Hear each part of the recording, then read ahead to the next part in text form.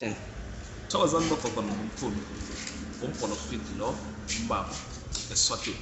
Today we are touching a most very powerful part whereby sithinta into lethi uyakwazi yini kuba umuntu othi mina ngiyakhonza, mina uNkulunkulu ngiyamthanda, mina uNkulunkulu ngimhambisa ngendlela le engimhambisa ngayo empilweni yami, nanokukholelwa ngendlela engikholelwa kuyo, nasekhaya ngendlela engikhuliswe ngayo, bese ngiba umuntu ekugcineni kosuku engiphatha impande ngezandla zami.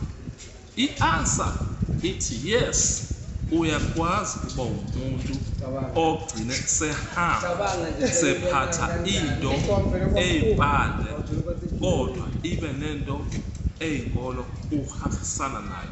Ayikho lapho ithi khona inkulumo wena njengoba manje sokuthi uyakholwa awukwazi ukuphatha impande.